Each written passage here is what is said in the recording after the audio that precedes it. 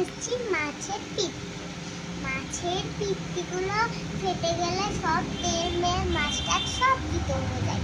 আর আজকে আমার কাছে ছিল 5টা, কিন্তু 2টো ফেটে গেছে আর 3টে আছে।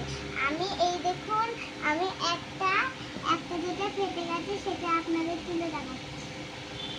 এই দেখুন ফেটে গেছে, কিন্তু এখন আর পড়ছে না। এই দেখুন পড়ছে না। এখন আমি দেখুন অন্যদিক ইয়ে করলেই পড়ে যাবে। এই দেখুন পড়ে যাচ্ছে, দেখেছেন? আমি আর একটা শুরু করবো। আমি এবার মাছের তেল থেকে মাছের পিত্তিগুলো তুলে দেখাচ্ছি। আস্তে আস্তে তুলতে হবে যাতে না কাটে। এই দেখুন তুলে দিলাম, একটা তুলছি আমি।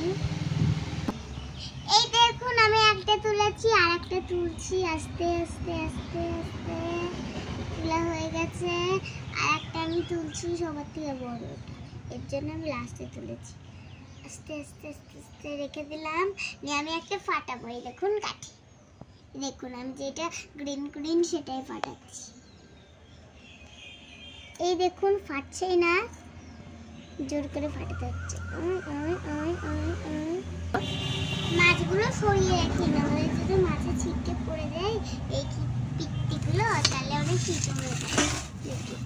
সরিয়ে রেখেছি। এবার আমি এটা ফাটানোর পালা। ফাটছে না, দেখুন একটা হাত দিয়ে হচ্ছে না, তাই আমি আর একটা হাত দিয়ে নিয়ে তারপর ফাটাবো। দেখি এটাতে হয় নাকি কাজ।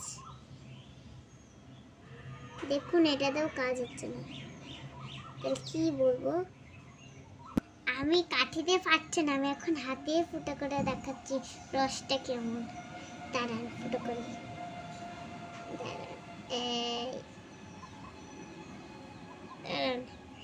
এই দেখুন রসটা, দেখেছেন কেমন তেলের মতো বেরিয়ে যাচ্ছে। এইটাই মাছের এই পিত্তির তেল। এই দেখুন মাছের তেলটা, দেখুন কিরকম ভাবে পোতা। এই দেখুন এই পিত্তির তেলটা যে থাকে ওইটা পড়ছে কেমন, দেখুন অনেক হয়ে গেছে। তা আমি আর একটা ফাটাবো এখন। আমি ভুল করে মাছের তেলে দিয়ে দিচ্ছিলাম, ভাগ্যিস আমার মনে পড়েছিল, নাহলে তেলটা ভুল করে মাছে দিয়ে দিচ্ছিলাম, তারপর মনে পড়লো, তারপর আর দিইনি। তারপর আমি আর একটা ফাটাবো, আপনাদের দেখাচ্ছি। দেখুন এটা ফাটছে না কিছুতে, আমি আবার ফাটাতে শুরু করি। আমি ফাটাতে শুরু করে দিয়েছি, তাও ফাটছে না। দেখুন দেখুন দেখুন কি দুষ্টু বাজি।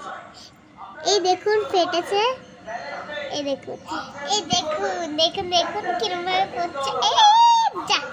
গায়ে পড়ে গেছে। আর একটা আছে, এটা ফাটে। আর একটা পিত্তি আছে, ওইটা আমি ফাটিয়ে মাছ রান্না করতে যাবো। তো চলো এটা কাঠিতে ফাটানো যাক।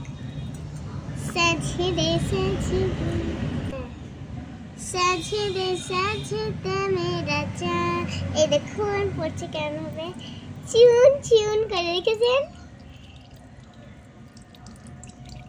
দেখেছেন আবার ফুটছে। এটা পড়েই গেল, তো আমি আবার ইয়ে করছি। দেখুন পড়ে যাচ্ছে। এই দেখুন পড়েই যাচ্ছে। দেখুন এটা অনেক বড় তো, তাই পড়েই যাচ্ছে।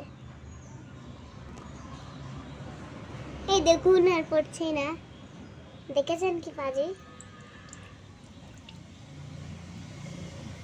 দেখেন মনে হচ্ছে পিত্তির তেল দিয়েই হচ্ছে মাছ ভাজা হয়ে যাবে এমন লাগছে। দেখেন পুরো সর্ষের তেলের মতো। এবার আমি মাছের ডিম রান্না করতে যাই। টাটা। আজকের ভিডিও এই পর্যন্ত। আমি আবার ভিডিও নিয়ে আসবো মজার। দেখতে চাইলে নিচে বেল আইকনে